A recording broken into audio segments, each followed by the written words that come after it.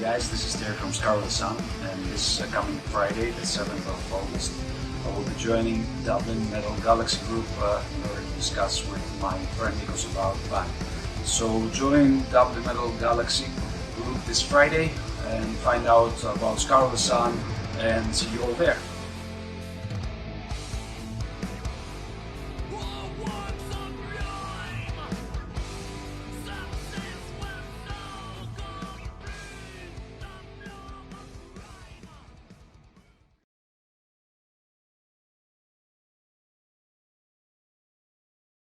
Hello everyone, hello people.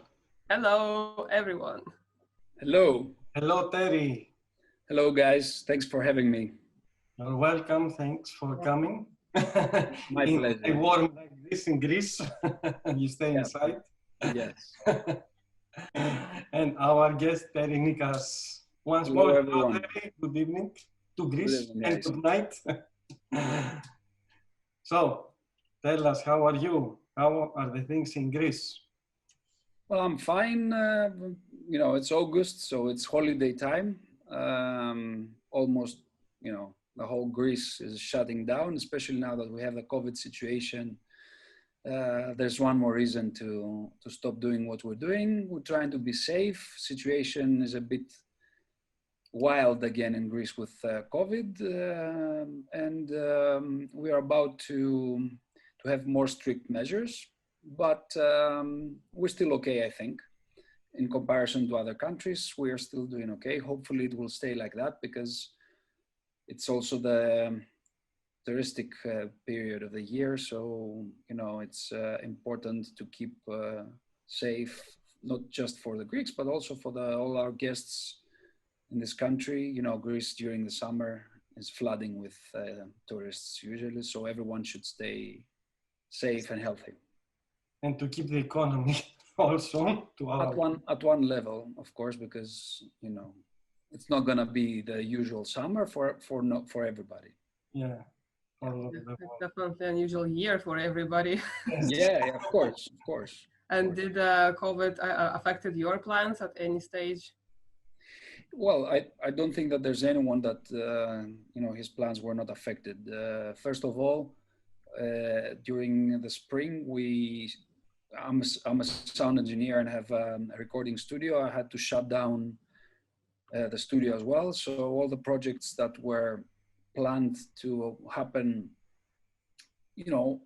each month, for example, they stopped and they started all together in July. So I had to work on several projects at the same time.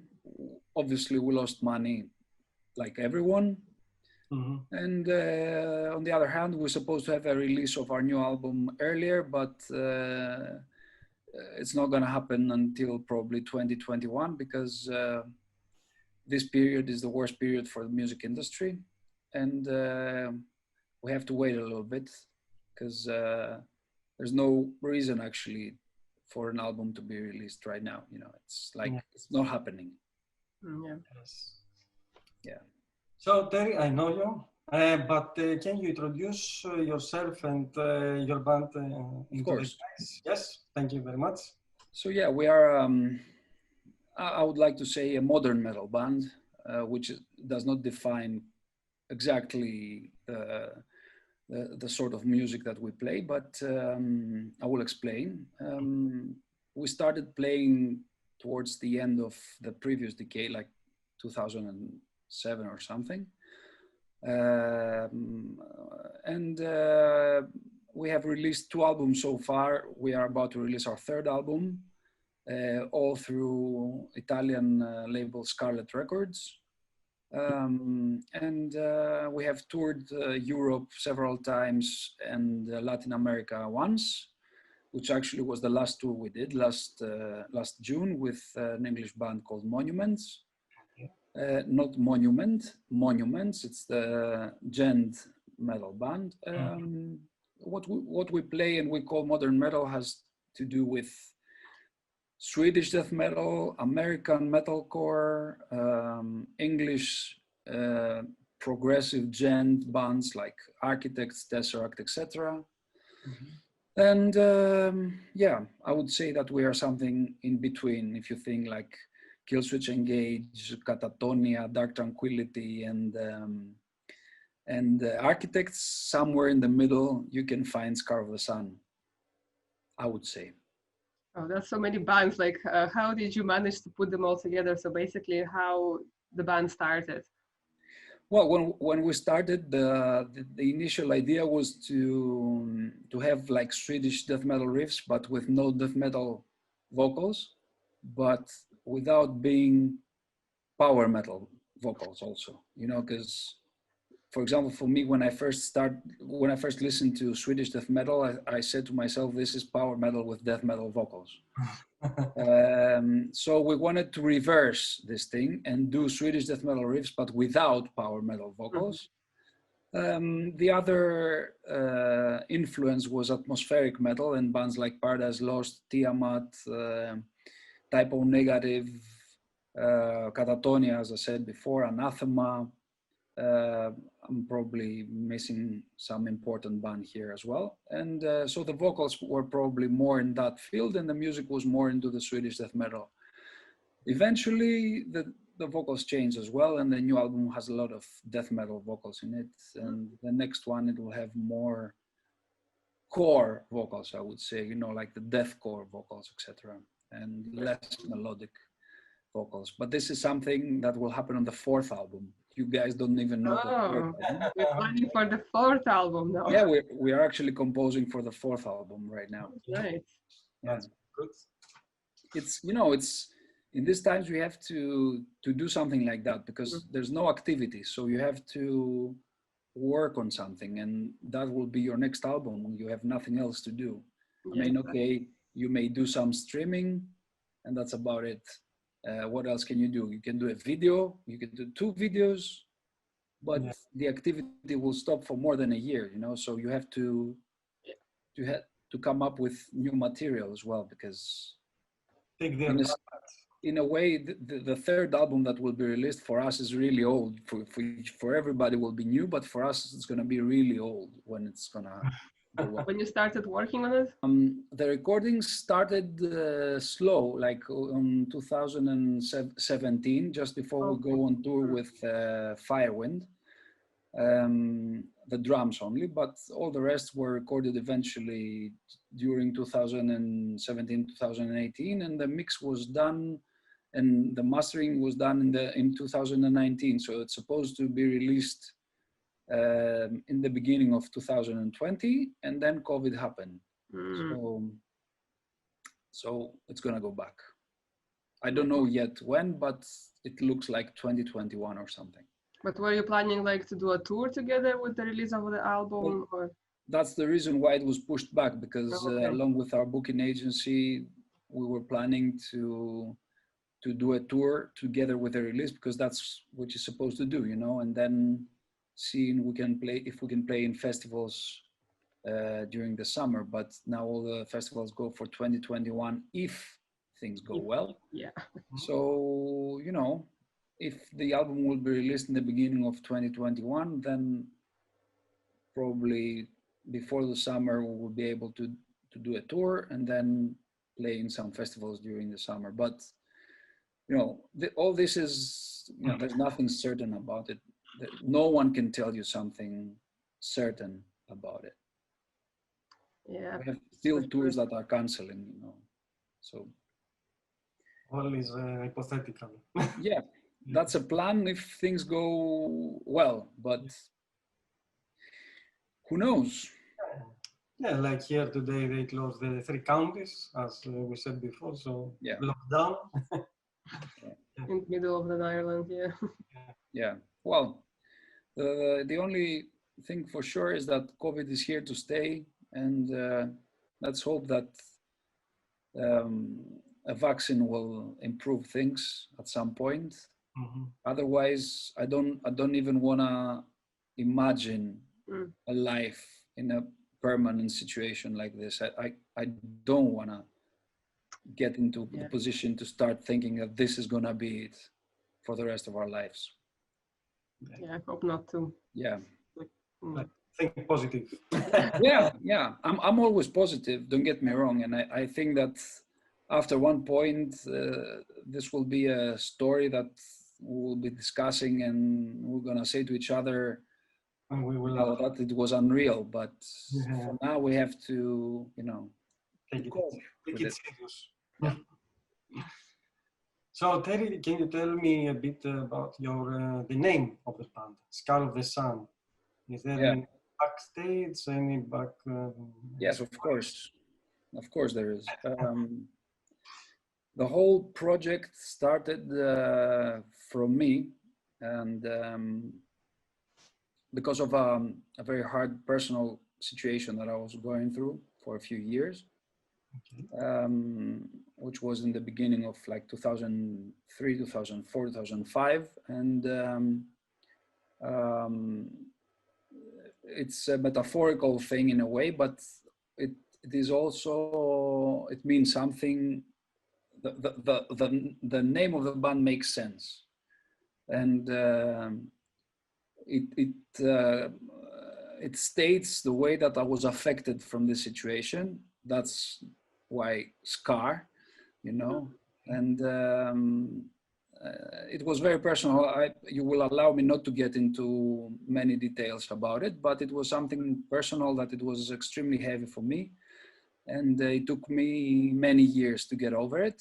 And in a way, it says, how it scarred me. It left a scar on me, and that's about it. It's not just a nice name that I came up with. Or I said, "Oh, scar is a nice word, and sun is another one. Let's put them together and see what it comes." No, it means something, and I like that because it's deeper than your average name. Yeah. But that's important for me, obviously. For other people doesn't mean anything, but for me it's important. That's about the name. Cool. Sorry about not getting into more details, but No worries. Just when you were talking about the name, when you said you don't put just like two very easy things together, yeah, it reminded me of a song that's I have a pen, I have an apple. Ooh. yeah, exactly. Yeah. It's so much more than that. I remember that song. Yeah. I don't want to put more. It's gonna stuck in my brain forever. Yeah. Cool. So your debut album, A Series of Unfortunate Circumstances, had a great Concurrencies. from the Yeah, Series of Unfortunate Concurrencies. It came out in 2011. Yeah, and had a great response, as I see from the fans, and that was a result to have a tour with very good bands. Actually, yeah, we did. If I remember well, we did 3 European tours for that album. Mm-hmm. The first one was actually the first tour was just before the release of the album, and it was with Dark Tranquility and Insomnium. Nice. And it was through a contest that Century Media did at the time, and we won. Insomnium was not a big band as it is right now at the moment, at the time, but it was a great band even back there. We liked them very much. And then the album was released, and we did 2 more tours in Europe, one with Rage, Tear, and Communic, which is a Norwegian, I would say, progressive metal band. They're close to Nevermore, what Nevermore is doing. It was a nice tour because all the bands were different, but we had a common thing that all the vocals were clean, completely clean at the time. Rage. Yeah, it was. It's one of the bands that we all like in our band, and they released the album 21 at the time, and they were doing the European tour for this album. We did, I think, 16 shows or something. We played in many countries, even we played 3 shows in Spain. And Tear also was a band that it was, you know, it was not as big as they are right now, but they were getting there. So it was, I think, a very good package, although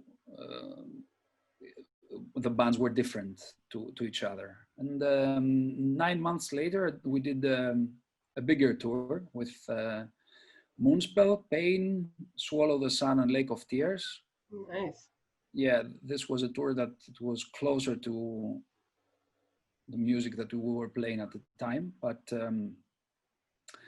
it was good for the promotion of the band to the press, but it wasn't as good compared to the audiences, because when you have 5 bands and you are the opening act, even if the second band is quite big, like Lake of Tears, they were not a small band, you know, you would have less people, you know, because it's just too many bands, 5 bands, you know. But at the time, it was a good move for us, you know. If you were telling me now to do a tour and have 5 bands and us being the opening act, I wouldn't do that again. But at the time, it was a very good tour. The conditions were very good. All the bands were very, very nice to us. There any impressions from the bands to your band? Like you spoke with the other guys, so did they tell you, you know, about Scar of the Sun? You mean from the bands or from the people? Yes, from the bands you were touring. If they tell you, you know, you are very good, or to be honest with you, it was Lake of Tears and Swallow the Sun that were checking us out more, because it was the bands that were playing, you know, just after us. So usually the headliners, they're resting more at their tour bus, you know, and they don't check you out much. And they liked us both a lot, and to this day we have a very good relationship with Swallow the Sun, with the guys from Swallow the Sun. But it was funny, the guitarist of Lake of Tears was calling us a progressive metal band because we had some complex songs, you know, and we're playing them. And this guy was telling us, "Oh, you remind me of Dream Theater and stuff." And we found that very funny, because although we like Dream Theater, I don't think that we have a lot of things that sound like Dream Theater. You know, there are a few things here and there, but you can say that other I would agree as well. Yeah. yes. Yeah, but it was funny because he was coming to us and he was saying, "Hey, you guys, you're very cool. You're playing very well, and you remind me of Dream Theater." And we're like, What? Okay. You know, during the years we had many comparisons, and it has to do with what music someone is listening to. Like Okay. there are people that say that we are like Paradise Lost, and there are many people that say that. But if you actually check our music out, you will find out that our music is more complex than Paradise Lost. It's more technical than Paradise Lost. It's more aggressive than Paradise Lost. The vocals have a bigger range than Paradise Lost vocals, different sounds. Obviously, the fact that my tone sounds a little bit like Nick Holmes, somebody can tell you, yeah, you're Paradise Lost, you know, you sound like Paradise Lost. But if you actually pay attention to the music, you'll see that there are other bands that they are closer to what we play. And we had people, you know, telling us that we have, that we sound like Green Carnation or Prong, Metallica, you know. And honestly, you know, it has to do with what you're listening to. I mean, I just know of Prong or I know of Green Carnation, you know. I've never listened to these bands really, and somebody said that, oh, the vocals sound like Green Carnation. Well, probably, could be, you know, but I've never listened to them, so you know how it works. Yes. So any interesting stories from those tours? Anything you want to share with us? Look, a tour, you will always have stories in tours. There's no way to avoid them, but I would say that by far the most weird and funny at the same time, but funny is now, right? Not when it happened. is a story that happened on our tour with the guys in Firewind, which apparently they are very, very good friends of ours. All the guys are very good friends of ours. It was a show in England. We did 6 shows, I think, in England on that tour, and we were playing in Portsmouth. And I took a shower before the show, and I wanted to dry my hair. So I had a European plug blow dryer, and because I used to live in England for 7 years, you know, I knew this trick that you just press the middle button with a screwdriver, and then you put the plug in, you do your work, and then you take it out. Yep. But this blow dryer didn't want to get out of this plug, apparently. Okay. So our guitarist Alexi came over to help. We pulled so hard, the plug came out completely of the wall. And we thought that this is going to be the only problem. But what happened is that the whole electricity in the building collapsed. Oh. It was Sunday, and they were trying to find some electrician to restart the building. Oh, No way. Yes, way.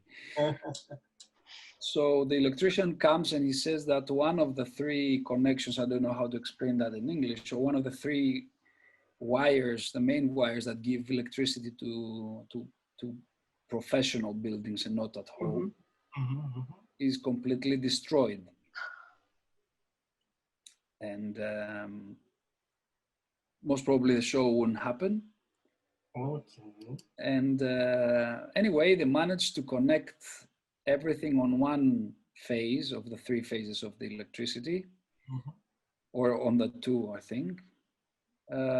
Some security cameras or whatever was not working, and everyone was cursing at me. Obviously, I wanted to disappear off the face of the earth, and they told me that I will have to pay to fix that.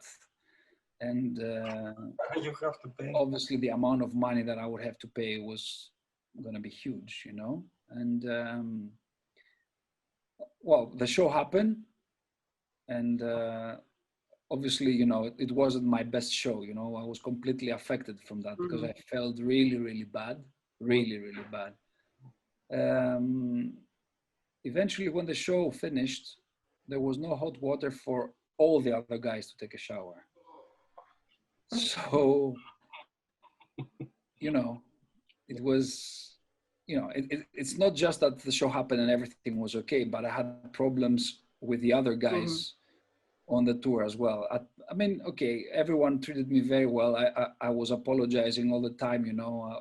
It was not a rock star situation over there. I was feeling like shit completely. Everyone could see that, you know, and I was apologizing. So all the other guys were okay, but I'm pretty sure that, you know, I caused a big trouble to everyone that night. Oh.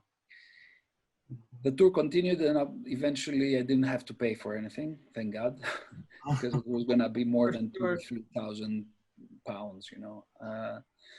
And to this day, all the guys that were involved in that tour, they're making fun, you know, of me with the blow dryer thing. The tour manager, the guys from Firewind, the guys from Manimal that were on that tour as well.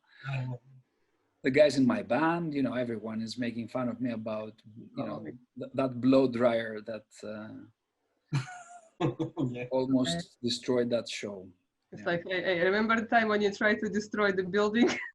Yeah, exactly. Or sabotage the show. Terry, stay away from the plugs. Terry, stay away from the blow dryer, things like that. You know. Oh, shit. Wow. It was really embarrassing at the time. Now we're laughing, but you know, at the time it was really embarrassing. Yeah. Yeah. I mean, no, I know what you mean when you know, put the thing in, then you can plug it in, then you just pull it out, and it's just whoever built it, like.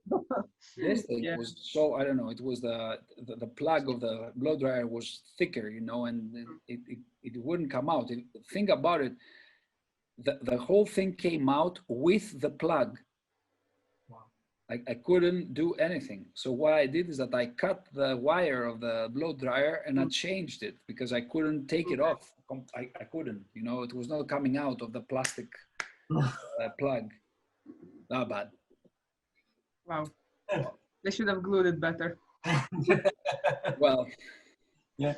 I mean, the plug on for the wall. Yeah, you had to do that with a metal plug probably because metal. yeah. Yeah, it happens in lives. Yeah. It was a small, I think. It was big at the time, but yeah. Yeah, I mean, look, at the time, the show almost got cancelled because of that, you know. Then the show happened and, you know, can you imagine how, in what situation I was in order to perform?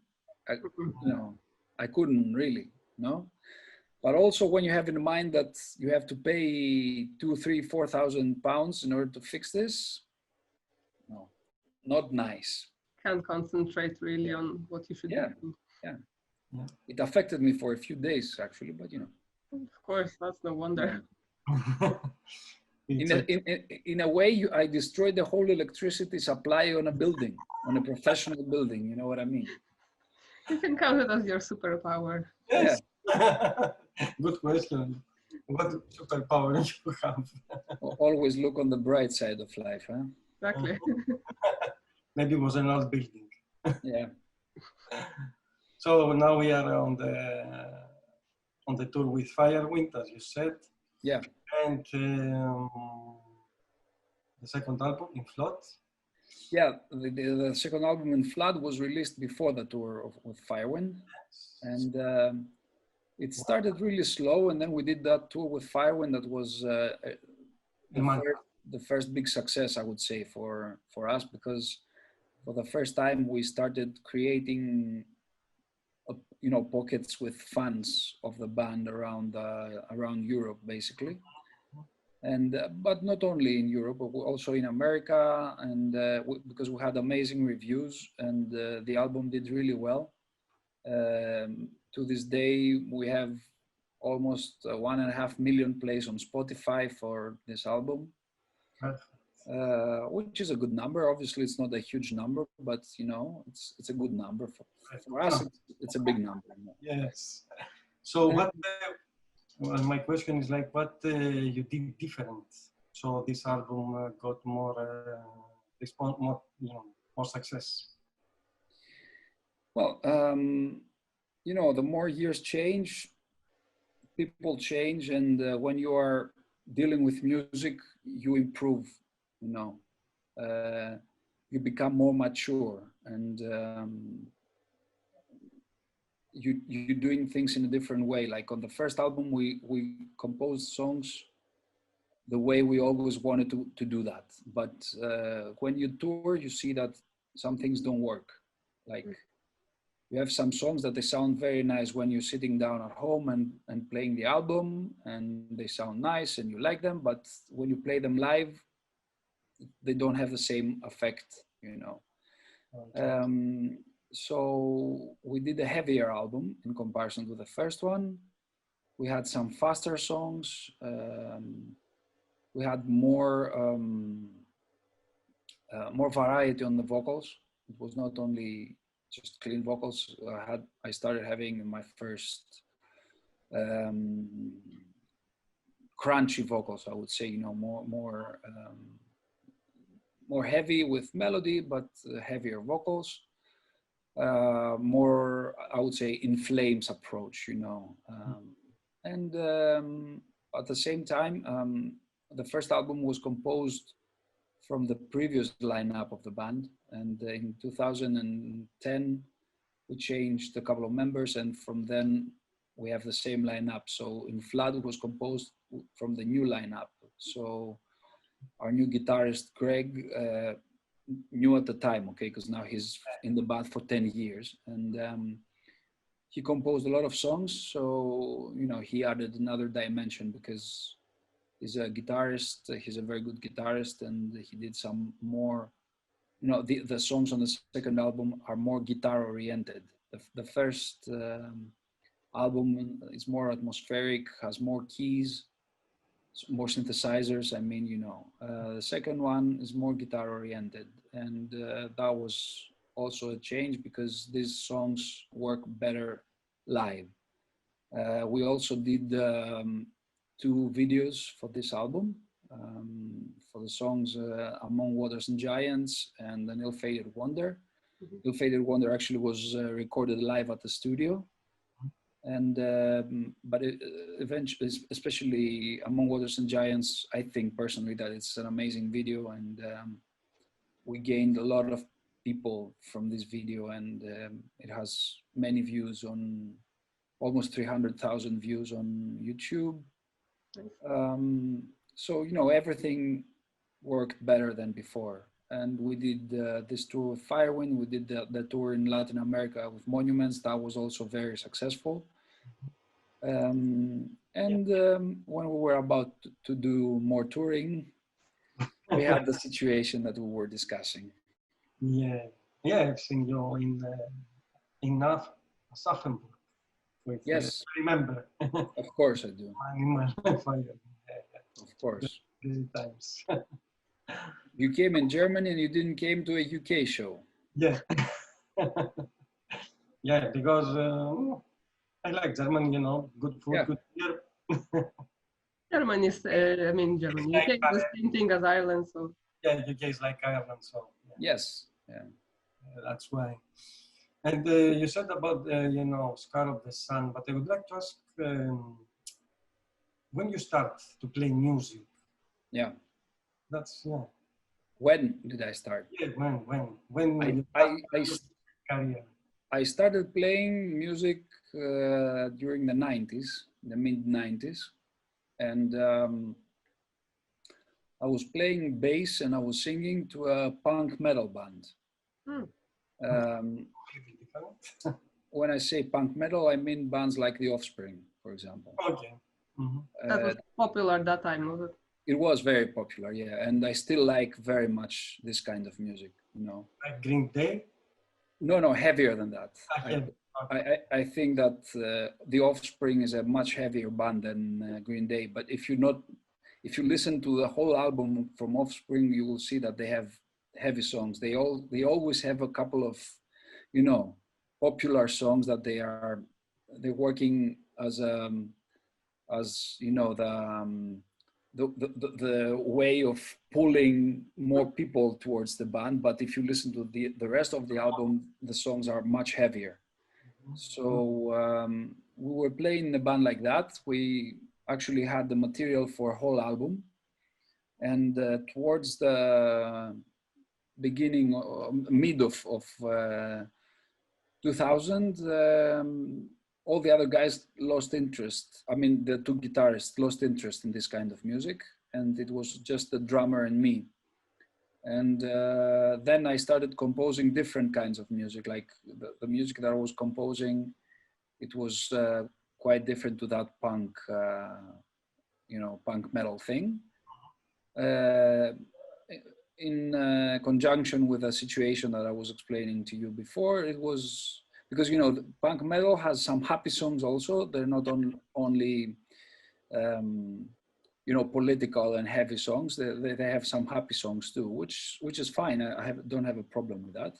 It's just that at that moment I changed the music that I was composing. It was heavier, it was more emotional, it was more dramatic, and that band couldn't express me anymore. So I had to express myself in different way, and you know, I changed the band. And when we started Scar of the Sun, we started the band with the guitarist, one of the guitarists that I have in my punk metal band. And to this day, we work together with this guy. He's not a member anymore, but he worked in the production, in mixing, in several stuff so far. He's one of my best friends, and we're still working together, and we're gonna work together on the next album too. So, you know, it's, the core is almost the same, but yeah, I mean, I'm not doing that punk metal thing anymore. But one day I want to record that album because, first of all, we have all the material, and it's a pity not to have this music. And second, because I have the studio and the knowledge now to to do all the work on myself, and you know, it's easy to do it. Yeah. So it will be very different and interesting to listen that. Yeah, yeah. And I like the songs very much still, because they're old, but I still like them very much. Okay. Very nice stuff. Yeah. So Terry, you mentioned, well, obviously you're a vocalist, and you say that you were doing vocals like from 90s, yes? Yes. So like, how do you keep your voice in a good shape? Like, do you do special techniques or like a special practice before the gig? Like, what do you do? First of all, I'm a trained vocalist. I started with classical singing about 20 years ago. Then I went to modern singing into the most known Greek conservatory, and I graduated from there, which was 8 years of studies. And after that, I started doing vocal lessons with a teacher that is teaching more rock and metal techniques, and also extreme metal techniques on vocals, because as I said to you before, initially I was not doing death metal vocals and extreme metal vocals, and eventually I started doing it. So I never stopped doing lessons for the last 20 years. I only stop when I'm on tour, for example, or when I'm on holidays and stuff like that. Other than that, at least once a week, I will do my lesson. And obviously, I'm doing some singing at the studio 2-3 times a week. I'm practicing even in my car, and obviously before the shows I have some specific exercises that I have to do in order to warm up the voice, because I have to do that.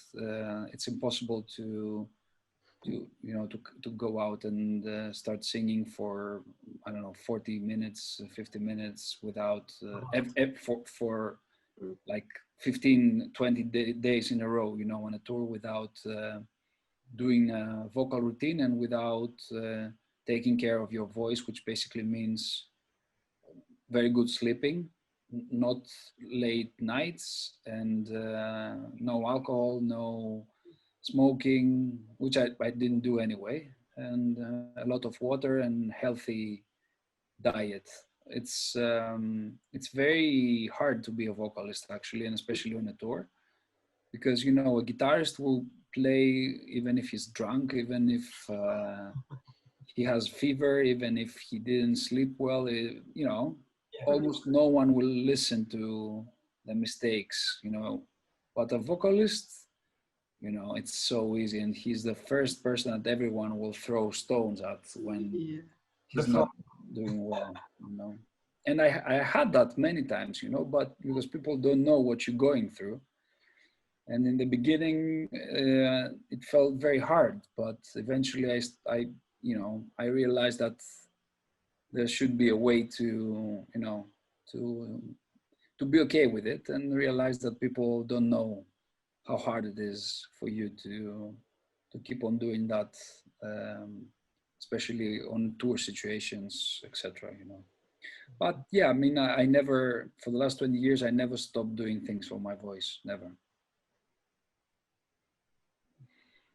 When you say you eat healthy, what do you eat before a concert? Before, yeah. Or what you can't.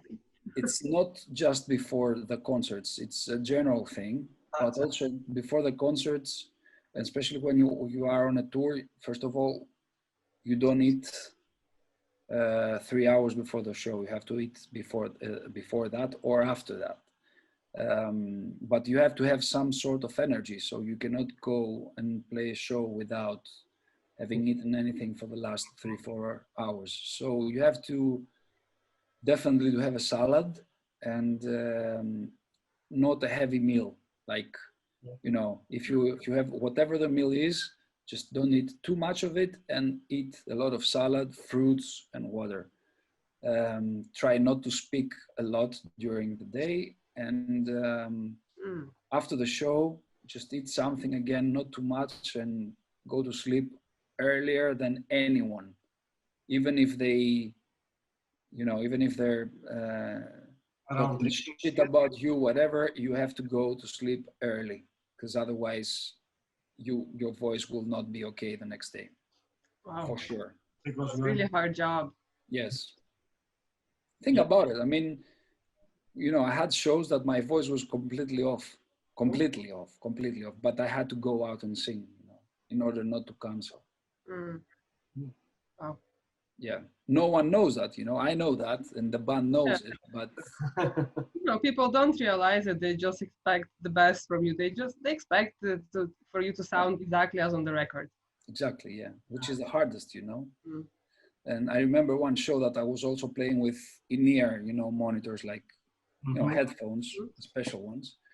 And before the show, I had no voice at all, and after the show, there were people saying that, this guy even had, headphones, which is the best monitoring you can have, and still he couldn't sing properly. What an idiot, what a incompetent singer. But, they didn't know that, I was ill and had no voice at all before the show. You get that, you have to get used to it. Of course. Like if you have a cold flu and stuff like that. Yeah. When I'm going on a tour, I always have medicine with me for the throat and antibiotics, because when you are in the middle of a tour, you don't know if you will be able to find what you need. So I'm always having a huge bag with every medicine that you can imagine, that can reduce the fever, that can keep my throat open, whatever it is, Most, like 90% of the time, 95% of the time, I bring them back home without having used any of that. But, you have to feel safe, Exactly. Yeah, better to have than regret later. Yeah, exactly. Which is not the case for the guitarists, or the drummer. I always thought the drummer has the hardest work, but not in that kind of case. It's a bit different. The drummers also have a very tough work to do, because it's a physical thing also, not only brain, but still most of the people will realize and will pay more attention to the singer, and they will not pay attention if the drummer, forgets something, or if he plays out of the rhythm or whatever. It's easier to spot a mistake on the singer. That's the nature of the thing, in all kinds of music, not only in metal. You're the frontman, so. Yeah, and also don't forget that all the other guys have an instrument in their hands. We have an instrument inside our body, and you cannot control that as easy as you can control an instrument that you can see it, and it's in front of you. If they press the wrong note, they will see it. But for us, it's not like that, It's harder than people think. So vocalists are heroes. That was the point. Yes. Agreed. So Terry, can you tell me about the names of the album? Do you have any, any concepts? Right. The first album, as I said to you, it has to do with that situation that I was going through. Let's go to the second. Yeah, nine out of 10 songs, they speak for the same thing, but it's not a story. It's not like, it's not that it starts from somewhere, it goes to the other place, and it ends to a different place. It all has to do with the emotional condition that I was in a different time of, of my life at that time. The second album, it has to do with a more political thing, but not the political in a way that it takes parts and it says that this is good and that is bad. It has to do with what is going on the whole planet, with the fact that the human beings are completely incapable of handling the situation on Earth, and they don't care about the implications that their actions will have to the system, like the ecosystem, but also to the humans. Like they pay more attention to profit than to have people happy and healthy, and you know, and creating an environment that is good for everyone to live. You know, we don't care about pollution, we don't care about emotions, we only care about making money. So we don't care if we create a war somewhere, we don't care if people die because of that, we don't care if we have to spend weapons because the factories are creating weapons and they have to spend them somewhere in order to create more weapons and then sell them to other countries.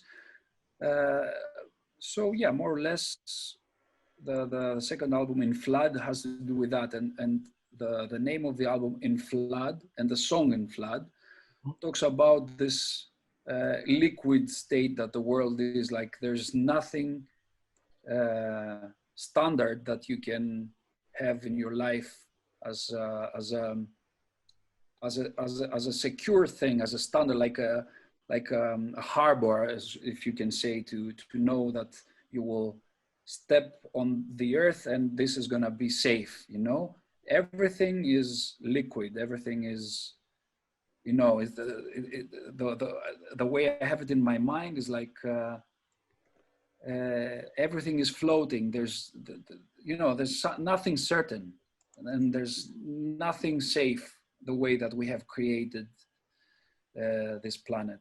So this is the concept more or less about In Flood.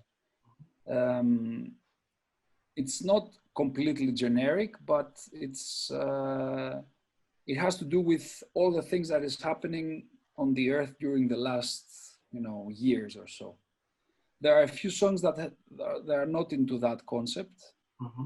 For example, the song Sand talks about death and how we are forced to cope with something that is really hard and it's not reversible. And, you know, it's happening. It's very heavy for everyone to see close people to us die.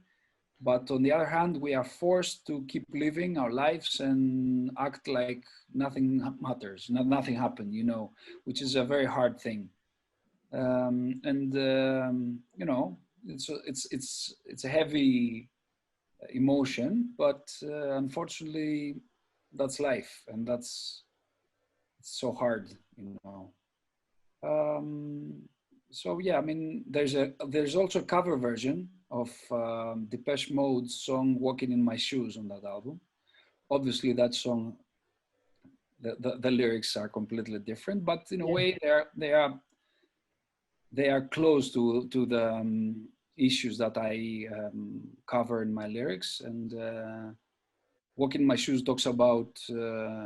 Actually, it was written by the guys in Depeche Mode because they wanted to say that, you know, you think that what I do is easy and everyone can do that, but come over, walk in my shoes and you do that, you know, and let's see how well you can do that or how you can cope with it, you know. So in a way, yeah, it fits also with the lyrics I use.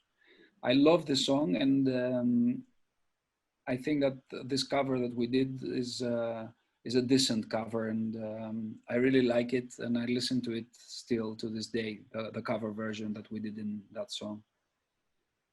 And how do you come up with like artwork for the albums, like the idea of the covers themselves? So, very good question. When we started the band, one of the guys that, as I said to you before, was the guitarist from my previous band, and on drums we had one of my best friends, Achilleas, which is also the brother of our bassist. Achilleas, he was part of the first lineup that composed the first album, but then he stopped playing with us because he's not he's a professional graphic designer. He's also a director. And from the beginning, he was taking care of everything. He was doing all the photos, the videos, the covers, etc. So to this day, he's the sixth member of the band, and he's the one that I will give him all the details about the lyrics, and he will design the artworks, and he chose that Art Nouveau period of art, which is Austrian art that was happening in 1900s with the most popular painter of the time, Gustav Klimt, if you know him. Gustav Klimt. He's got his own style, completely, unique style. So we decided to keep his style with all our artworks and everything we do, even clothes, because now we made stage clothes as well, and they are based on Art Nouveau, in order to give some identity, a visual identity also with the band, along with the music identity. So everyone that sees a cover of us, of our albums, he knows directly that this is going to be Scar of the Sun without even checking out the logo, of the band. So Achilleas is responsible for everything. After, obviously, the whole style is in his mind, and I talk to him about, he takes all the lyrics, and I talk to him about what I wanted to say, and this way he's making all the artworks. And on the videos is kind of different, because he will come up with ideas about what we're gonna do, because in videos you have to do different stuff, so you have to come up with several ideas. And I might say a couple of things to him, and all the other guys will say a few things to him, but it's completely his work to, we leave it up to him, we trust him, and we like his work a lot. So it's up to him to, to decide. But he's an established artist, apart from the fact that he worked on movies like Charlie and Chocolate Factory and Harry Potter 3. Wow. And some Hollywood movies. He also did videos for bands like Dark Tranquillity, Destruction. He did a DVD for Candlemas. He did artwork for Arcturus. And some other artists that they're not metal necessarily, but he did a lot of work. He did 2 videos for a Greek band called Nightfall. So yeah, I mean, Achilles is an established artist, and we trust him 100%. So it's his work. Yeah, when I saw it first time, it was very unusual, but it's kind of interesting, and you're like starting looking more and more into the cover. Yeah, that's actually the point. You see, it's not your typical metal cover. Exactly. Yeah.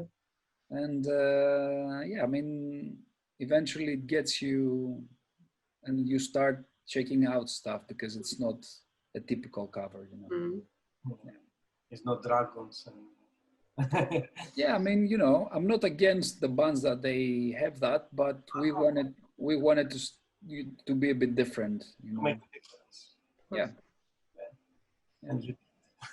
Metal is and will always be related also to dragons and to skeletons and swords and fire, but we wanted to do something different. So in the first album, Terry, you had some collaborations with guys from Dark Tranquillity, with Septic, with Bob Firewind. So how was that, these collaborations, and they brought to the band? Well,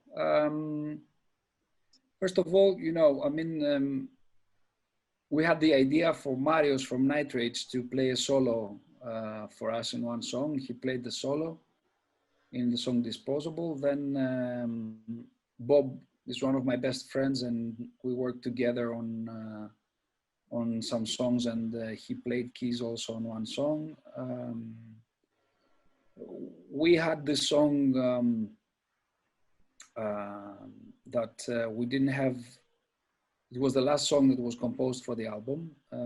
It was called Ode to a Failure. And to me, it sounded like Dark Tranquility a little bit. So since I knew the guys from the times that I was working Century Media Records, and Achilleas did the video for them, we discussed with Mikael Stane to do the vocals. He liked the song, he did the vocals, and he was the guest on the album. Also, there was a song that I composed it, and I wanted to have orchestras on it. So I spoke with Christos from Septic Flesh, and he did it. He liked the song, and he was okay to do it. And then it was our producer's wife. Our producer was Rhys Fulber, and his wife, which is also a singer and a bassist, Leah Randy. She did some vocals on one of our songs, more like Pink Floyd-ish vocals. You know, so that was the way that it happened. You know, we wanted to have these guests plus our producer Rhys Fulber for the first album in order to make impact also, you know, because when you start and there are so many bands out there, you have somehow to, you know, to draw attention from people. On the other hand, you know, this is a bit dangerous because people think that, oh, this band is all about the guests, you know, which is, you know, I understand that. So probably we overdid it with all the guests on the first album, but obviously I don't complain and I don't regret anything. I like all the collaborations we did with these guys. I think they worked out very well. Some of the songs we still play to this day, and they are very popular, like Ode to a Failure and Gravity. Gravity with the symphonic elements is the song that we always close our shows, is the last song of our shows. And yeah, now that many years passed, I think it's okay, you know. At the time it was 50-50, you know, people were saying that, oh, it's all about guests and what about the band, you know. So yeah, I mean, we did it and that's it. Perfect. Yeah. On the second album, we had some collaborations too, but the guys were not as famous as the first album. We had a guy called Nick Sidiropoulos that was playing in an alternative rock band in Greece, which was very popular in Greece at the time, and he did the keys for one song. Then it was Bob again. Bob, I think, always will be part of our albums. And Bob for the third one as well? And Bob for the third one as well? Yes, there is a song that I will tell you about that. Actually, this is a nice story about this. Yeah, good. Yeah, and then we had another guy, George Katsanos, that is doing a lot of instruments, and he played the keys. He did the keys for one of our songs, the song In Flood. We had another guy that he did keys for Pet Shop Boys and for Armin van Buuren and for producers like that. His name is Vangelis Labrakis. He did some keys for us.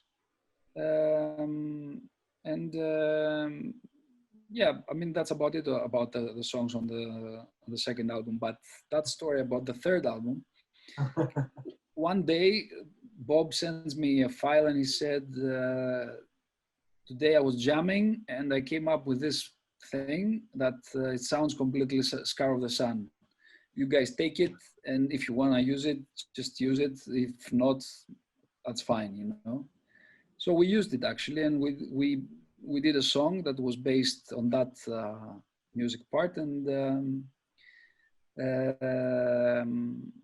there's a song in a way that it was, you know, Scar of the Sun and Bob, because there's a lot of it in this song. It's in the beginning and then it comes back again towards the end of the song. So, you know, it's a collaboration for sure, you know. And it was funny though, you know, without asking him, just one day he sends me some music and said I was playing music and this sounded too Scar of the Sun in my ears. So guys, you guys take it and do whatever you want with it. Nice. No. Very nice of you. Very nice. Yeah. Any other collaborations you might be planning? On the third album, no, there's nothing. It's just us. Fourth? Sorry? Fourth album, we don't know yet. We don't know yet. At the moment, I'm working on 3 songs. 2 of them are almost ready. I mean, not the vocals, but the music is almost ready. Working on a 3rd song as well. And the other guys are working on some ideas too, but it looks like there's not going to be any guest. You know, it's fine. Sometimes you just want a guest. Sometimes you just want to do it on your own. But this guy, this multi-instrumentalist guy, George Katsanos, that did the song In Flood with us on the previous album, because I really admire his work. He has nothing to do with metal, this guy, okay? But because I really admire his work, I always wanted to do an album like Scar of the Sun and George Katsanos, you know, and see what we can come up with, because he's a very experimental musician, and because of his capability of playing like 30, 40 instruments, or maybe more, you know, I believe that would be a very interesting album. But for the time being, I don't think it's easy, because I mean, we can do it, but we have to see, you know, first of all, we have to go back to a proper flow of releases like all the other bands, and then see if we can do something different like that, you know, at some point. Cool. So Terry, how would you rate from a scale 1 to 5 the first, the second, and the third album? You know, this is very hard. You're asking me to put. Yeah, it's like the kids. Yeah, exactly. Who's your favorite kid? Look, yeah. From an emotional point of view, if you ask me, both albums are 10 out of 10, obviously, you know, because it's my music, and not my music, our music, you know, blah, blah, blah. If I want to be really picky, right? And by saying picky, I mean not just with our music, with everyone's music, you know, because generally I'm not a very easy guy with music, you know. I think that many parts of music have been done before, and there are just a few bands that they're doing something original these days, you know. So I would say 7 out of 10 for our first album, 8 out of 10 for our second album, or 8.5 maybe. And I don't want to put a mark on our third album because it's not out yet, you know. Of course. And, you know your album, so. Yeah. The third album, I can tell you that the third album is the most different album so far. Remember you told me it's heavier. Yeah, it's heavier, has a lot of death metal vocals. It's more, even more guitar oriented, has even less keys. And the songs are shorter. They're less progressive, if you want. They're like, they're more straightforward songs. They're not very complex. We played in some of our shows 4 songs from our new album. Okay. Already, yeah. Also on the Latin America tour. They are shorter because, you know, on the first album we had a song that was 8.5 minutes, another one that was 7.5 minutes long. On the new album, the songs are not like that, you know. They're shorter. We have a few songs that are 3 or 4 minutes, and 4.5 minutes, something like that. So yeah, they're more direct, and that happened intentionally because we wanted to do some songs that they're more direct, as I said, you know. Many people were telling us that we have this progressive element, and we have many elements on each song. So, and we knew that it was true. So we just wanted to do something more direct this time, and more straightforward and more focused, if you want. So we did this album, which I think for sure it's the most focused album so far, because on the first two albums you could hear a lot of different elements. This one is more focused. It's more, not one-dimensional, but more focused, I would say. So there aren't any cover songs in that album? No. And would you plan for a fourth one, maybe to do another cover? I don't know. It's too early. But that's another thing I wanted to tell you guys, that another idea for me, and again, because we have the studio and we can do that without any cost, I also wanted to, with one proper album, probably to release a second CD, together as a double album. But the first album would be the proper album, and the second would be a CD with probably 10 cover songs. Like each member of the band picks 2 songs, and we cover it. So whatever that is, it doesn't have to be metal. What we like ask the drummer. Name 2 songs that you would like to cover, and we make a cover version of that, or one song for each other, from each member. I think that this is also a good idea, and maybe one day we will do that, just for fun, It doesn't have to be like, it's just to show our roots and our background and our influences and stuff like that, and I would definitely pick some Italo disco music. Yeah. I'm a huge fan of Italo disco. Yeah, Like huge fan. Like tell us, Italo disco. Italo disco. Yeah, it's a kind of music that was happening during the 80s. It was the European pop and disco kind of music, but the Italo disco, it was more electronic. Kind of music, more synth oriented. You probably remember bands like Modern Talking and Sandra, You're My Heart, You're My Soul, and The Heat of the Night.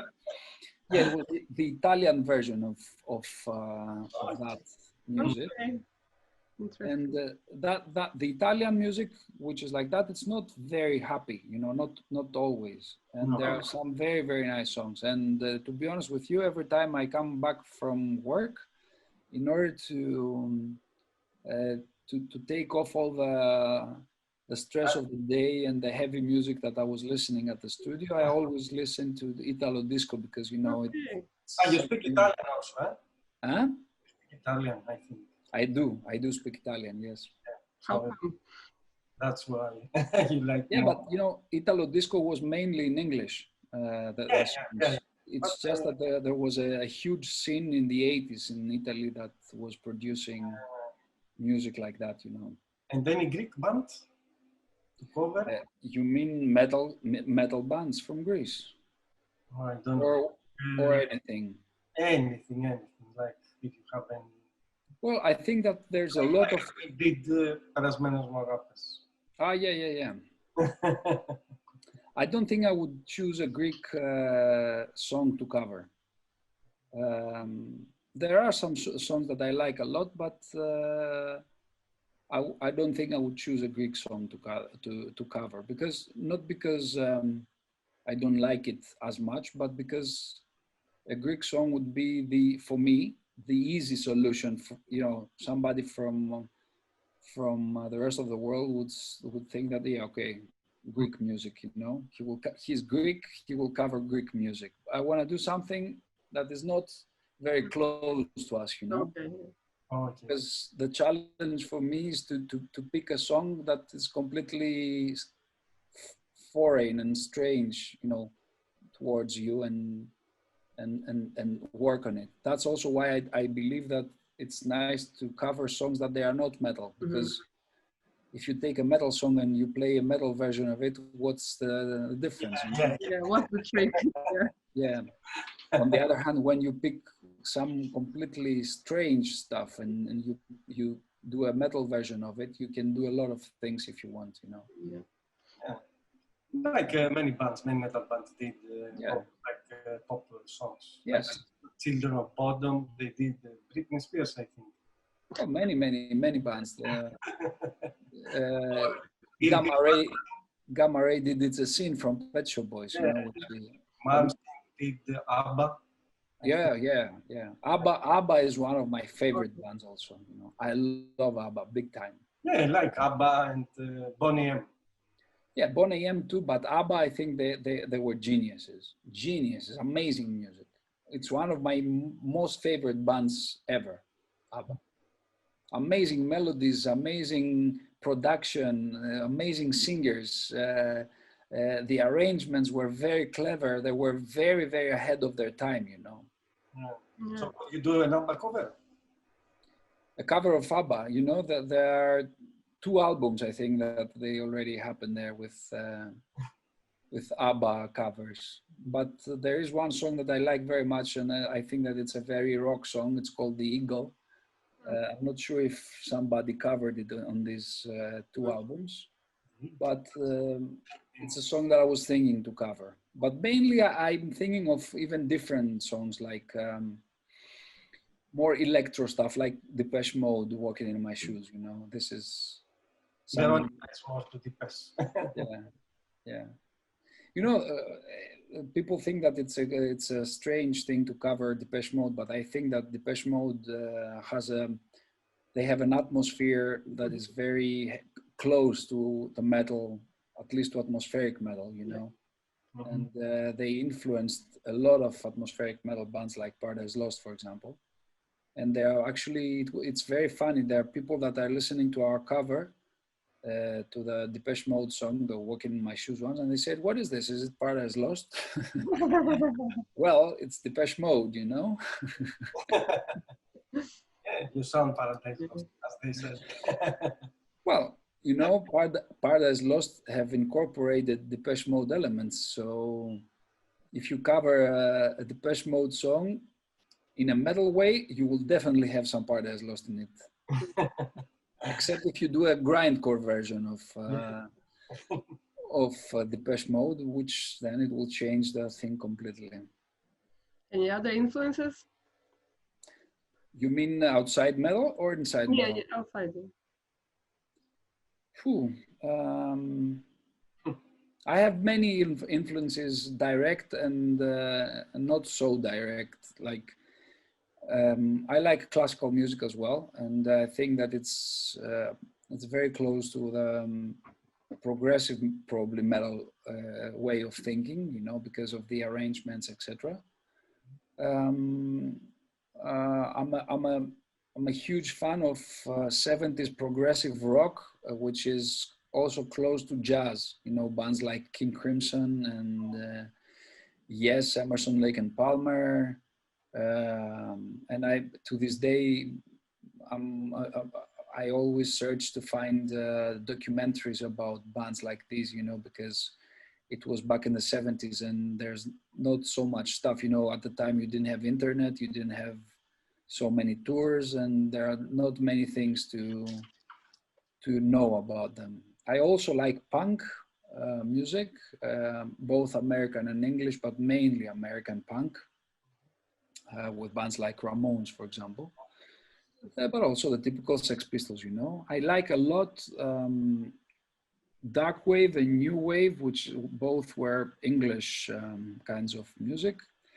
Bands like Joy Division, for example, The Cure, and some of these bands that eventually became electro bands like Ultravox and New Order, which is, New Order is the post Joy Division band. Like the singer of Joy Division committed suicide, he killed himself, and then the rest of the members changed the name into New Order. You know, all these kinds of music have a completely different mentality to metal in the way of playing, because they're not very good players. But this created another heavy atmosphere on these kinds of music, you know, like especially Joy Division. You could see that they could not play their instruments at all. They were playing very, very basic stuff, but all this created a very cold and heavy atmosphere, which, you know, is something that I really like. I also like composers like Mike Oldfield, and I love his discography. I have everything from Mike Oldfield. Another guy that is called Alan Parsons, and he's actually a producer. He produced albums for the Beatles and Pink Floyd. And then he created his band called the Alan Parsons Project, and he created some amazing music also. It's more orchestral, but rock also, you know, has some songs, but they have also some orchestral elements and experimentation, etc.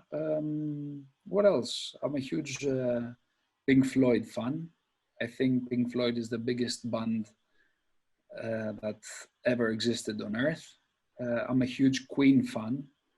I think that Freddie Mercury is by far the best, not only singer, but also performer that ever walked on this earth.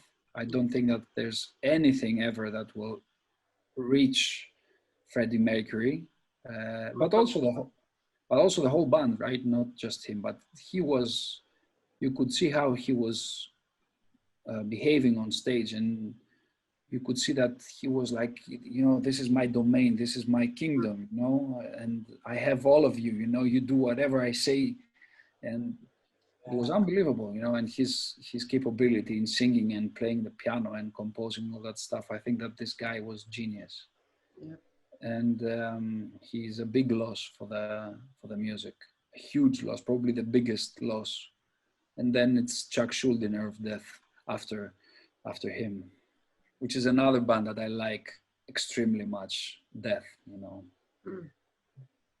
I don't know, a lot of music really. Yeah. Yes. A lot of influences. Yeah. But you see, I incorporate a lot of electro stuff in our music, and that's why people think that we are close to Paradise Lost. It's the fact that we have common influences, you know, and when you have common influences, eventually you will have some kinds of music that they sound close, you know, but that doesn't mean that you copy the band. And obviously, you know, I have to say that I'm a huge Iron Maiden fan, since I see the Book of Souls behind you. Yes. To me, Iron Maiden is the biggest heavy metal band ever existed. Not Metallica. Not Metallica, it's Iron Maiden. Yeah, I know. Maybe viewers don't like that, but yeah. Well, that's my opinion. They're entitled to have their own opinion, you know. I'm fine with it, but for me, it's Iron Maiden. Yeah, and I wanted to ask Bruce Dickinson, Dio, or Ozzy? Bruce Dickinson, Dio, or Ozzy. As a singer, I would say Ronnie James Dio. Yes. You know, because, and I say that not because Bruce Dickinson is not a good singer, but because I've listened to some shows and some eras of Bruce Dickinson live that I didn't like him at all. Like, for example, if you listen to the album Live After Death, I don't like the way he was singing, but I mean, that's the thing that we were discussing before, you know. Bruce Dickinson is a wonderful singer, but when they filmed and recorded Live After Death, he did like 300 shows in 2 years. So the guy was completely destroyed, you know. So I am the stupid fan saying that Bruce Dickinson sucks on that show. But the reality is that this guy did 300 shows in 2 years, you know. The guy was completely burned out, you know. So a huge respect to Bruce Dickinson. I think he's very close to Ronnie James Dio. It's just that if you ask me, I would slightly say Ronnie James Dio. Ozzy Osbourne has his signature voice, but he's not as good as a singer as the other two guys. You know? It's different. You know, with Ozzy, it was not about technique, you know. Mm-hmm. It was about raw feeling. He wasn't a trained singer. The other two guys, you can tell that, you know, they are trained. But if you ask me, probably my favorite metal singer of all times is Jeff Tate of Queensryche. or Michael Kiske of Halloween, which I also think that he is unreachable. You know, this guy was in the late 80s, beginning of 90s. He was the best singer of the earth at the time. You know. Yeah, great singer. Yeah. And great band, and I'm really sad that with what happened with Halloween. You know, Kai Hansen should never left Halloween, and I mean well, I've seen a couple of documentaries lately, and I read the book of Noise Records, and it said that first of all he was not happy with Michael Wakath, because Michael Wakath was trying to minimize the compositions of Kai Hansen. First of all, secondly, the band had two producers at the time, and he was coping well with one of the two producers, but eventually the other one survived, and the one that Kai Hansen was going along, he stopped working with the guys. And third, and mainly, was that he didn't want to tour so much, you know. So if you think about it, Halloween were touring America, and when he formed Gamma Ray and he was very successful in Europe, he never toured America again, never. So I understand that Kai Hansen he wanted to have his life with, you know, his friends and wife and kids, whatever, and do shorter tours, whereas Halloween wanted to go big, you know. But anyway, he shouldn't leave, because he's my favorite, one of my favorite guitarists, and definitely my favorite Halloween member. And that lineup of keepers is they could have been bigger than Iron Maiden today, you know. I strongly believe that. Possibly. But now they are almost again. Yes, it's again. They are all together, so. And I'm going for a break. Okay. Go for a cooling break. I think that the reunion that I was hoping to happen more, it was the Halloween reunion. Yeah. I didn't. This October, right? In Greece. Well, let's see. Was, yeah, not the it was, yeah, yeah. But you know, I didn't care for any other reunion as much as I cared for the Halloween reunion. And I remember myself one night a few months ago, I came back home from work, and it was quite late, and I stayed at my computer. My wife and kids were sleeping, and I watched their whole performance in Wacken, like almost 2 hours show, you know, and I couldn't stop, you know, I couldn't stop.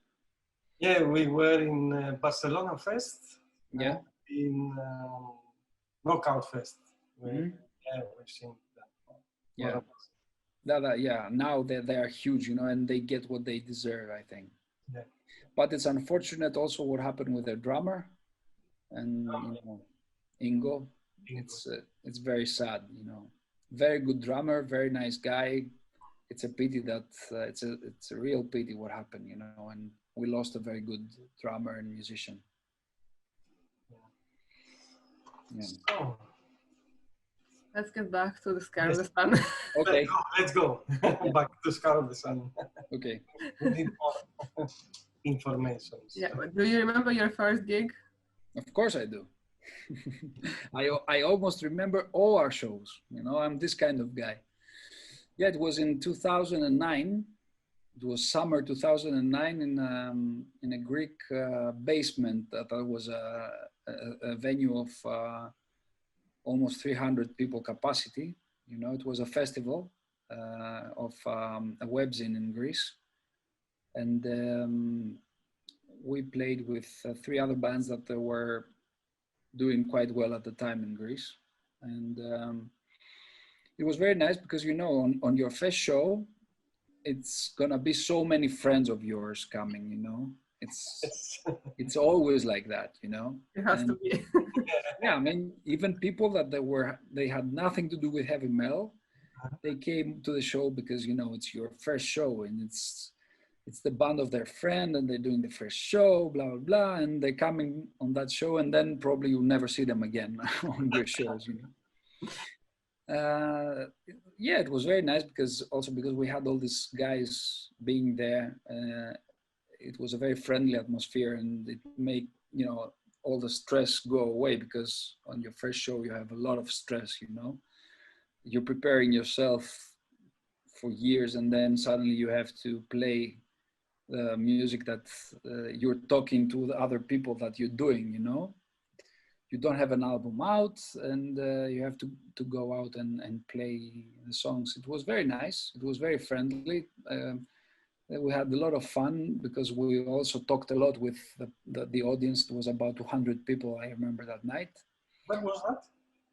Where or when? Which place? Seven Sins it was called. It was in, it changed name many times. It was called the Underworld, and then it was called Seven Sins. It was the place at the time that all the shows were happening. You know, I remember seeing there even bands like Dew Scented from Germany, and even what's the name of that band? Shadows Fall played there from America. You know. Where is this place? In Athens? It's very close to Exarchia, between Exarchia. For some time it was called the Underground, but the Underworld, sorry, not the Underground, Underworld. It was towards Panepistimίου Avenue, if that tells you anything. Gambetta and whatever. Exactly, that one. That one. Okay. That was, it changed a lot of names, you know, many times. Yeah. I remember as Underground. Underworld, I think. Yeah. Okay, maybe. Whatever, you know, it's the one that you remember. Yes. Okay. Yeah.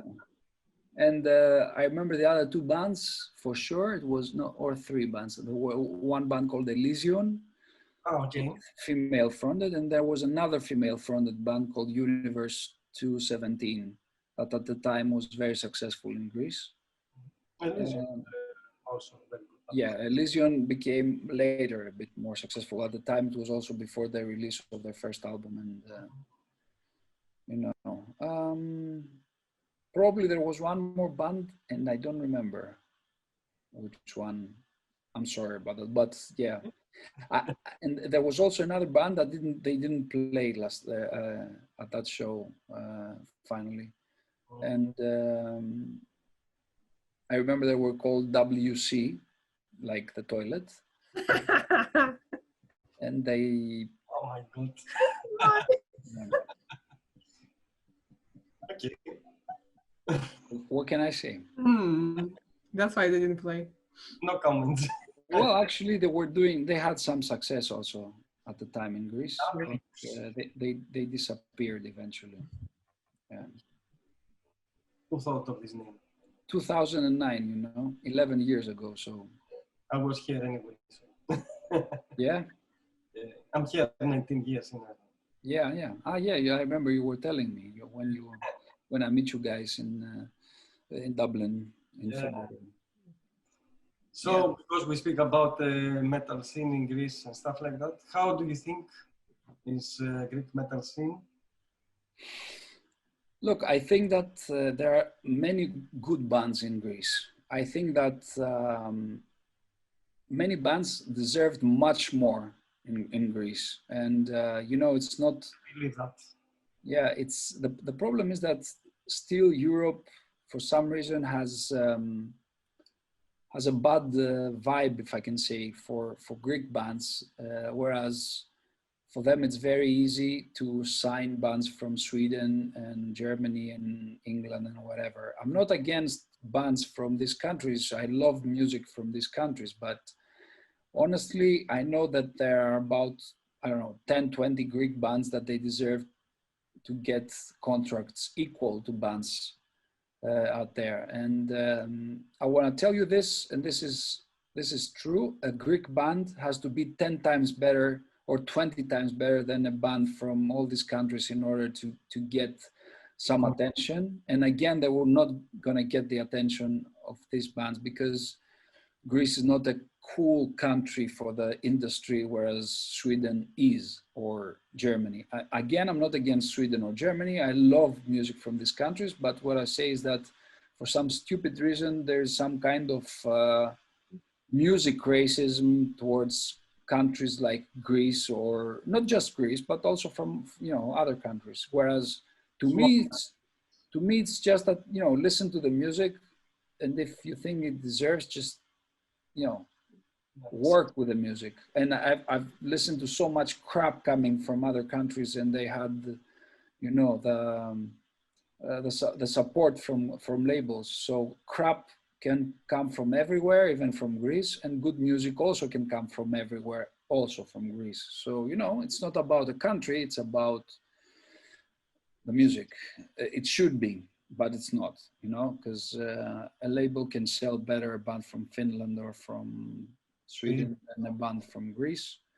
So that's why they sign bands from there much easier. So I think, yeah, I mean, we have a lot of bands, and there are many that they deserve much more. And you know that all the bands from Greece, they have to invest a lot of money in order to go and tour, etc. Whereas I can tell you that there are no bands in the rest of the world that they spend so much money in order to promote their bands, you know, and they don't appreciate it. Labels don't appreciate that, you know. But on the other hand, that's how it works, and we have to keep on doing what we're doing in our best way possible and not complain, and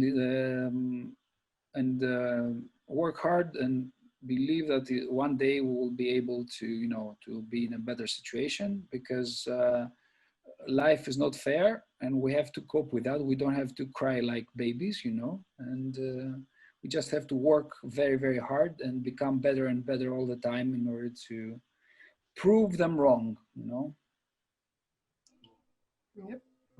And yesterday you mentioned about the most stressful day in your life as a musician, which is Mexico, when you were there. So not as a musician, as a sound engineer. Yeah, sorry, I'm the sound engineer.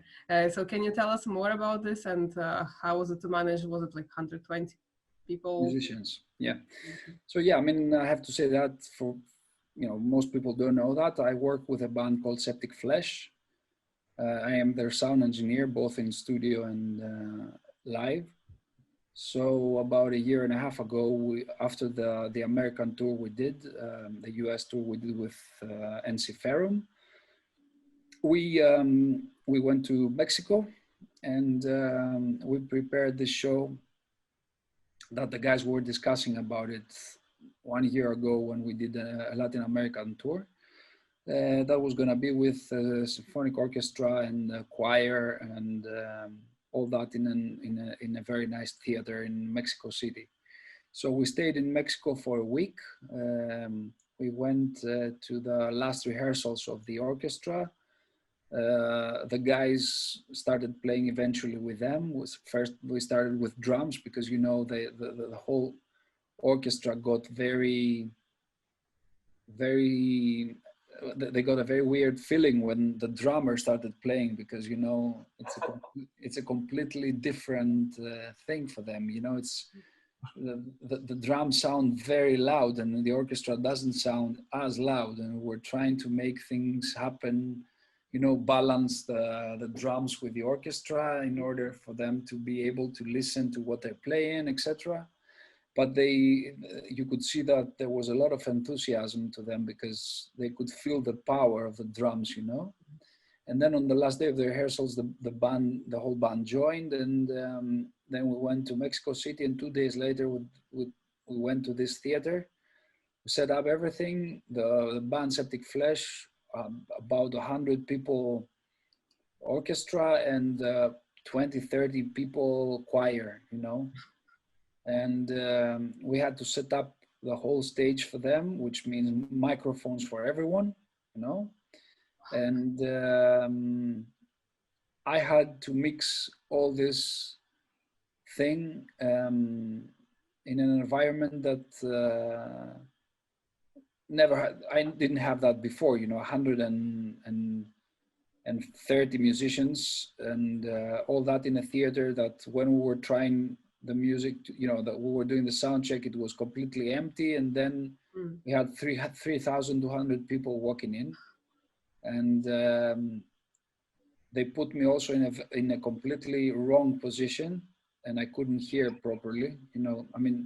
One thing that people don't know is that the sound engineer should be placed in a very good position in order to be able to listen properly what is going on. So as you can imagine, I was in a position that was very bad for me. I couldn't listen properly. And with 3,200 people, there were times that I couldn't listen to the band because I was listening to the people screaming and singing and. Where have you been, in the middle or? I was in the middle, but there were two rows of two levels of audience, and the lower had like a capacity of 1,800 people, and the upper one had 1,500 or something, So it was a lot of people up and down, and I was on the lower floor and completely at the back. So I had all the people in front of me, plus the top level on top of me, that when I was walking outside of the top floor, just the level of the music was double from comparing to where I was. So I couldn't even hear if it was very loud, the music, when I was mixing or not, So it was stressful enough to have to mix 130 musicians. Imagine I was in a completely wrong position too. So, I had people helping me out, like the manager of the band and a promoter, which is also a very good friend, and he's the promoter of Scar of the Sun also in Latin America, Ian DiLeo.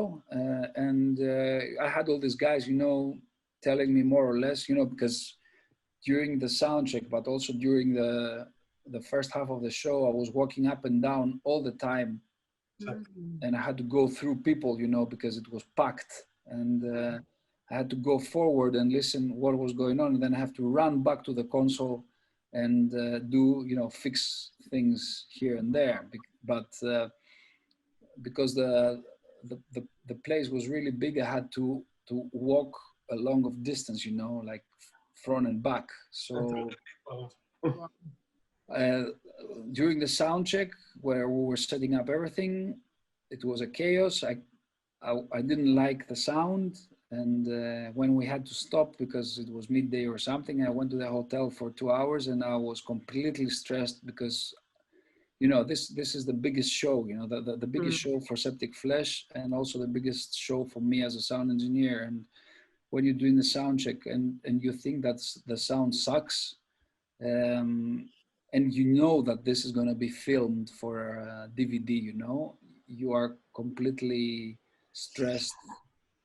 But eventually, when we started, after the 3-4 first songs, I brought the mix to where I wanted to, and I still had a lot of work to do, but also half the show I was completely stressed about how this will come out. And I remember when we finished, we were all, the band and myself, we were all so relieved, but so tired, both physically, but also mentally and emotionally, that we broke down and we collapsed to the floor, because of the pressure and the stress and everything, And now it's a very, very nice memory, but when it was happening, it was extremely stressful. If it's going to happen again, it's not going to be as stressful, obviously, but this one was the first time we did something like that, and we had to be 100% perfect on that. Now the DVD came out. I didn't see it yet. I didn't watch it yet. But yeah, but now I will enjoy it for sure. Yes, you're really relaxed now. Yeah. So as you said, you're a sound engineer, you do projects, you are the frontman of the Scar of the Sun. Yeah. I was wondering, do you have any free time for your family? Look, when I'm not touring with Septic Flesh or other bands like Flesh with Apocalypse. Yeah, you don't see also first ones, Apocalypse. Yeah. Yeah. I work in Athens, so you know I work at the studio and then I go home. Sound engineering is not your typical work, you know, like every day 9 to 5. Yeah. But there might be a month that I have nothing to do, so I'm almost never going to the studio. And then the next month I work 30 days in a row, you know, like this July, for example. So yes, I mean, there are times that I'm always there at home to see my wife and my kids.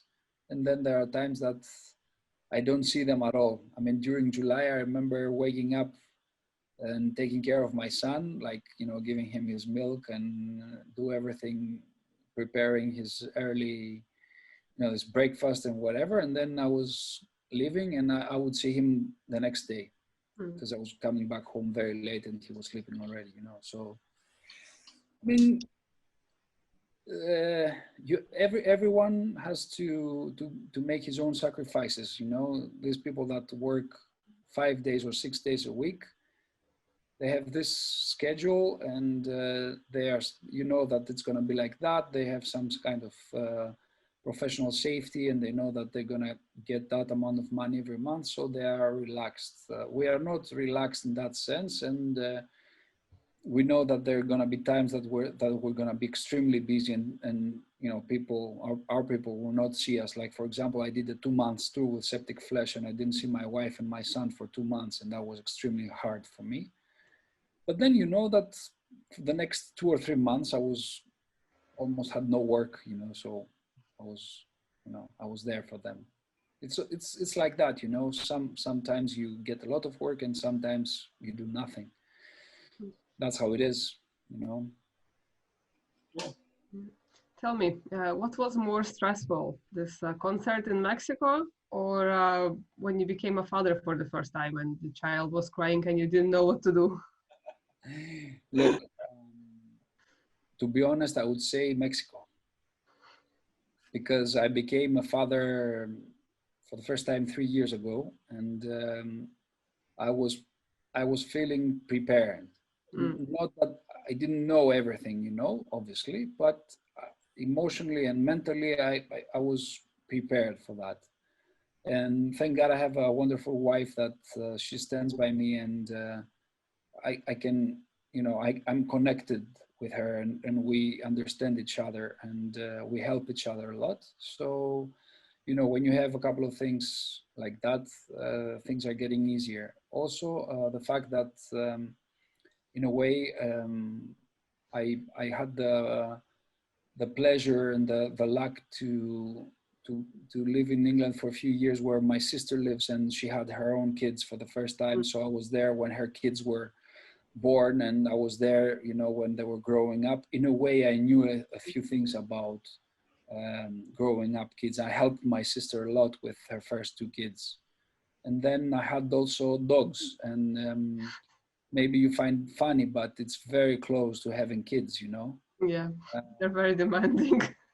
They're very demanding, and you have to be there for them all the time. So all these things helped me mature and you know, be prepared. Also emotionally and mentally, I was ready for that. And you know, these days you get a lot of support from other stuff, like, you know, the hospital that my wife gave birth. They did some sessions in order to inform you about how it's going to be during the birth condition, and then how it's going to be during the first days, and how you're going to wash your kid, and how you're going to give him milk and everything, you know. So I participated in all these things, and I do everything, you know. It's not that my wife does some things and I do something else. I will shower my son, I will make milk for him, I will, you know, cook for him, everything, you know. I'll take him out, I'll play with him, everything. So we had all the support, and then, you know, we had the doctors that they help us also, you know, because as you said, there are some parts that you don't expect, that when your kid starts crying and you don't know what to do because he cannot communicate it with you. But if you have all these people behind you and the doctors, you know, you can get there, you know. The other one was more stressful for sure. Yeah.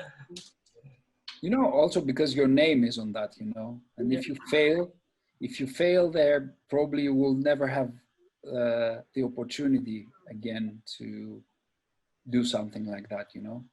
Whereas now I'm proud about what we did. And when we came back and we had all this press coming, I had a lot of people, that even irrelevant people, texting me or sending me messages or calling me and telling me, how the hell did you do that, you know? How the hell did you cope with all this? So yeah, I mean, professionally, it's by far the highlight for me. Of your That's career, true. of your sound engineer Yeah, career. yeah, so far. Yeah, you will have more. Hopefully. Hopefully. Yeah. So, if you had the chance to make a tour, to tour the whole world, so which 3 bands you would take with you? 3 bands. Yeah.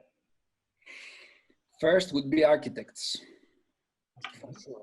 Headliners. Headliners, okay. Headliners, yeah.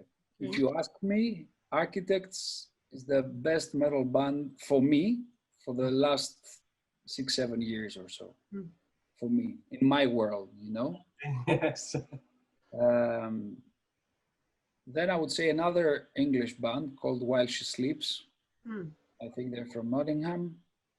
I think they are also genius because they combine very melodic and commercial stuff with heavy parts and more complex arrangements. So a tour with these 2 bands would be a dream, to be honest. Now you want the 3rd band, which is stuff. Huh? Which one? Firewind or anything with Bob? Firewind, we did that, and I can tell you that this was the best tour we had so far. And I don't think that we will ever have a tour like that in our lives, you know, except if we tour with them again, you know. But now it's not Bob in there.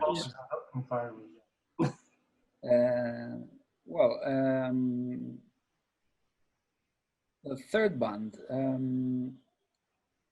there's a band that I liked a lot before Architects, but their last albums, I don't like them as much as I did about 10 to 15 years ago. There's a band from America, and they play something between Swedish death metal and metalcore.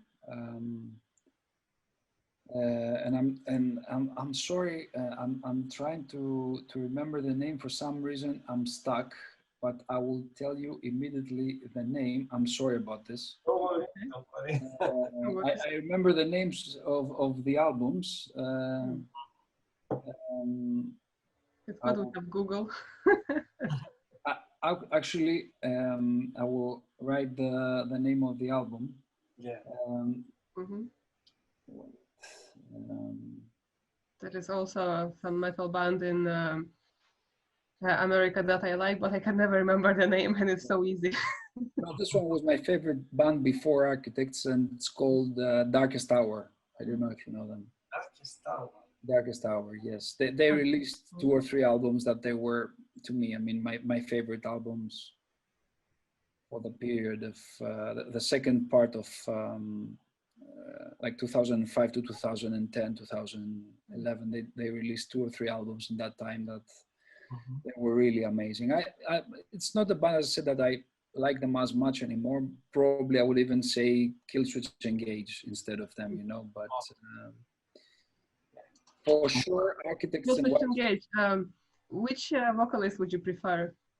To be honest with you, I like both, but my favorite one is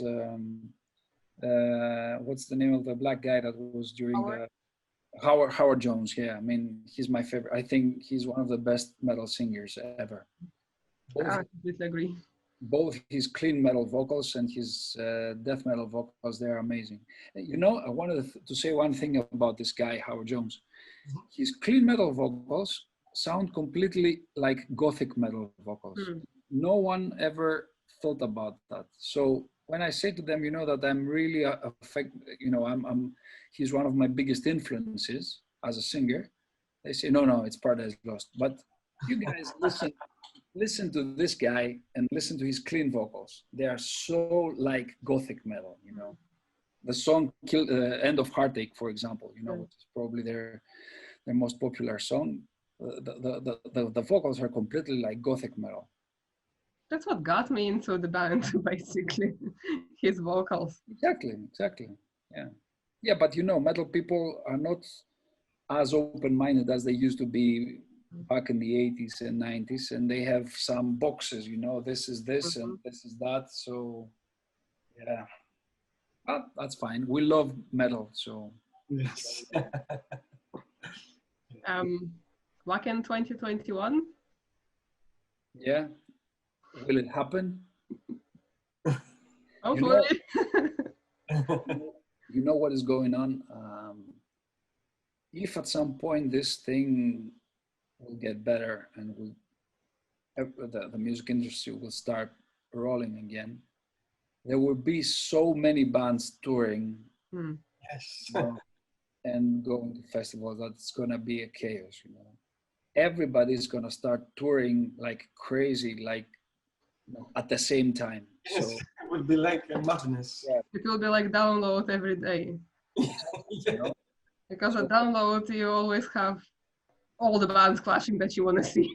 Exactly. So even, you know, in the environment with Septic Flesh that I work now, we'll discuss that and we'll say what's going to happen with the tours will start happening in the festivals. You know, everyone will start touring and doing festivals like crazy. I mean, you know, it's going to be madness.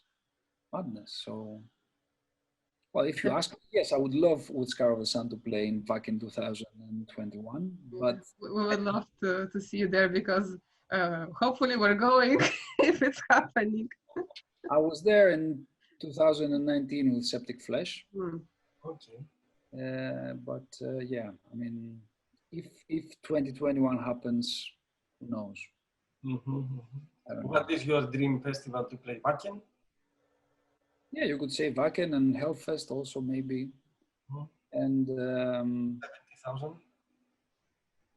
yeah, that's another thing, but that's for completely different reasons, you know. Yes. But I would also like to play in UK festivals. I mean, Download is also a crazy festival, and Bloodstock, because I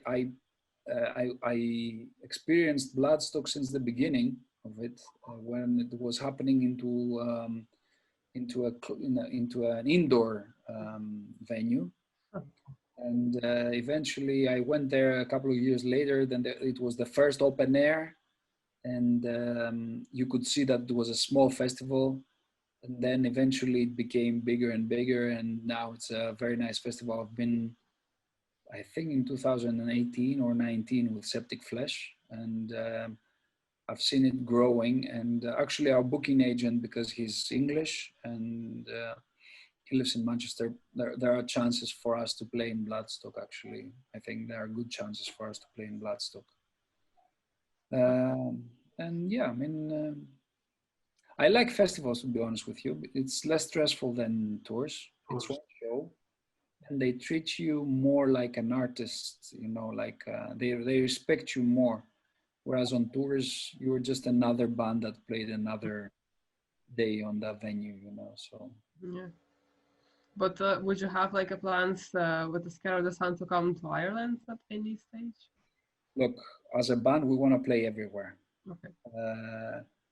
We like Ireland and the whole, you know, culture of Ireland. And Dublin, for me, it was the first time in February, but I would love to have more time to see around, because when we came there, it was really crazy because the weather was weird, and we had to catch a plane that, you know, was very dangerous, etc. And we didn't sleep and everything. But I think that all the guys would love to come and play in Dublin and more, not just in Dublin, you know. Ireland is one of the countries that I would actually love to explore because I know that the nature is amazing over there, and I know that people are extremely friendly. So, yeah. Oh, that is true. Yeah. We were just visiting Ireland around a few weeks ago. Yeah. Because we cannot fly, we Yeah. explore Ireland. Obviously, we're talking about normal situation. Yeah. Do you have any hidden, not talents? I wanted to ask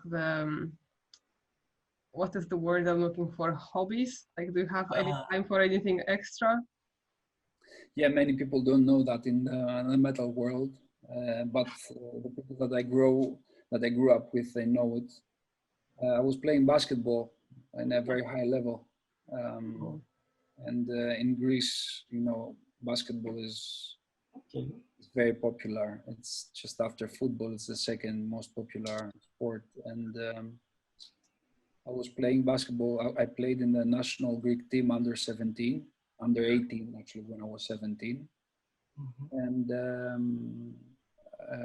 you know, I played also during the university years. I won university championships, etc. And I was playing actually in the championship almost till 3 years ago, and then I started touring with Septic Flesh, and I stopped. But till 3 years ago, I was playing 2 to 3 games a week. Oh, wow. Which club? Well, it's a local. It was a local, you know, championship. It's not it's not like the actual championship of Greece, but there are championships in much lower divisions that they you know they you know they do championships, and when there are people like me that they want to play even in a bigger age, you know, because I'm not 20 anymore, in case you don't know. 21. No way. You're 21. Yeah, so yeah, I mean, I was playing till, I mean, when I was growing up, to be honest with you, basketball was above music. But it was always basketball and metal in my life. When I reached the point that I couldn't deal with basketball anymore because of, you know, of the studies, etc., you know, I left it at some point. Then I realized that I have to follow my other love, which is music, and focus on that, and you know, and make my life around, build my life around music in order to be happy. Because I also have I have a university degree in civil engineering. Oh. Yeah, and I practiced that for a couple of years in the beginning, and then I dropped it and I studied music production and recording arts, and you know, I didn't deal with buildings and construction anymore. So yeah, I mean, I decided that I have to follow my heart and be happy instead of just having that as a hobby, and you know, do something that I don't like as much, you know, because I like construction as well, but my father is a civil engineer, so I grew up in an environment I was, you know, always around building, etc. But for me, music and basketball was always above that. Really interesting. I didn't know about basketball. Yeah. I mean, you know, in my hometown, people know me more as as the guy with a basketball in his hands, Yeah. 4 hours a day. You know? Which position? I was shooting guard, position 2. I was also playing as a playmaker, you know, like. Okay. Nikalafis. Yeah. So you have hellos from Sligo. Sligo is one of the town north in Ireland, and Brian Rooney is saying that it will be very welcome for you to come to Ireland. We'll be very happy. It will be an honor for us to come and play in Ireland, you know. Honestly, I'm not saying that just to, you know, because it's a Dublin group. It will be an honor, you know. We would love to come and play. We tried to do that before, but, you know, it's not easy because Ireland has it's not on a route for a proper tour, and you know, it's more expensive, and the promoters have to get you there and pay some things for you, and when you're not a huge name, you know, you have to find a way to come over. But honestly, would absolutely love to come over and play in the country of Phil Lynott, which is a hell of a musician. And then you can make a photo with the statue. Yes. Yeah, you didn't have the chance last time.